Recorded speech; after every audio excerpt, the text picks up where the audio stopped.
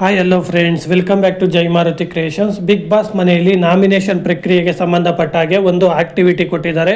ಈ ಆಕ್ಟಿವಿಟಿ ಪ್ರಕಾರ ಒಂದಷ್ಟು ಬಾಕ್ಸ್ಗಳನ್ನು ಗಾರ್ಡನ್ ಏರಿಯಾದಲ್ಲಿ ಇಟ್ಟಿದ್ದಾರೆ. ಆ ಬಾಕ್ಸ್ಗಳ ಮೇಲೆ ಎಲ್ಲ ಸ್ಪರ್ಧಿಗಳ ಫೋಟೋನು ಹಾಕಿದ್ದಾರೆ ಮತ್ತು ಅವರ ಬಟ್ಟೆಗಳನ್ನು ಕೂಡ ಬಾಕ್ಸ್ ಒಳಗೆ ಹಾಕಿದ್ದಾರೆ. ಯಾವ ಸ್ಪರ್ಧಿನ ನಾಮಿನೇಟ್ ಮಾಡ್ತಾರೆ ಆ ಸ್ಪರ್ಧಿಯ ಬಟ್ಟೆ ತಗೊಂಡು ಹೊಡಿಬೇಕು.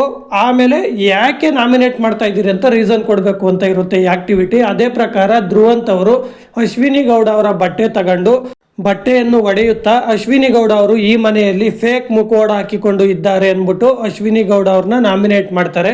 ನೆಕ್ಸ್ಟ್ ಅಶ್ವಿನಿ ಗೌಡ ಅವರು ಧ್ರುವಂತ್ ಅವರ ಬಟ್ಟೆ ತಗೊಂಡು ಆ ಬಟ್ಟೆಯನ್ನು ಹೊಡೆಯುತ್ತಾ ನಾವಲ್ಲ ಫೇಕು, ನಿಜವಾದ ಫೇಕು ಈ ಮನೆಯಲ್ಲಿ ನೀನು ಅಂತ ಧ್ರುವಂತ್ ಅವ್ರನ್ನ ನಾಮಿನೇಟ್ ಮಾಡಿದ್ದಾರೆ.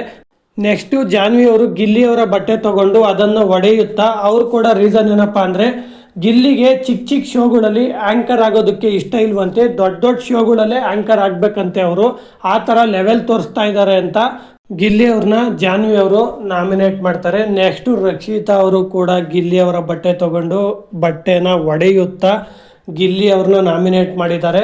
ಅವರು ಕೂಡ ರೀಸನ್ನು ಸೇಮ್ ಜಾನ್ವಿ ಅವರು ಯಾವ ರೀತಿ ರೀಸನ್ ಕೊಡ್ತಾರೆ ಅದೇ ರೀತಿ ಕೊಡೋ ಥರ ಕಾಣಿಸ್ತಾ ಇದೆ ಪ್ರೋಮೋದಲ್ಲಿ.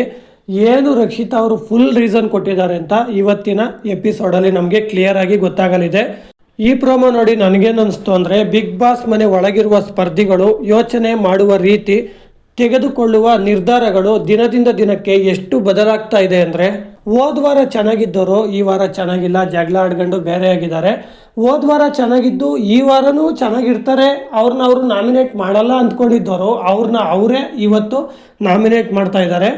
ಫ್ರೆಂಡ್ಸ್, ಇಷ್ಟು ಹೇಳ್ತಾ ಈ ವಿಡಿಯೋನ ಮುಗಿಸ್ತಾ ಇದ್ದೀನಿ. ನಿಮ್ಗೇನು ಅನಿಸ್ತು, ನೀವು ಆಲ್ರೆಡಿ ಪ್ರೋಮೋ ನೋಡಿದ್ರೆ ಅಂತ ನಿಮ್ಮ ಅಭಿಪ್ರಾಯನ ಕಮೆಂಟ್ ಬಾಕ್ಸ್ನಲ್ಲಿ ತಿಳಿಸಿ. ಹಾಗೆ ಈ ಸೀಸನ್ ನಿಮ್ಮ ಪ್ರಕಾರ ಯಾರು ವಿನ್ ಆಗಬೇಕು ಅಂತ ನಿಮ್ಮ ಅಭಿಪ್ರಾಯನ ಕಮೆಂಟ್ ಬಾಕ್ಸ್ನಲ್ಲಿ ತಿಳಿಸಿ. ಈ ವಿಡಿಯೋಗೆ ಒಂದು ಲೈಕ್ ಕೊಟ್ಟು ನಮ್ಮ ಚಾನಲನ್ನು ಸಬ್ಸ್ಕ್ರೈಬ್ ಆಗಿ ಸಪೋರ್ಟ್ ಮಾಡಿ.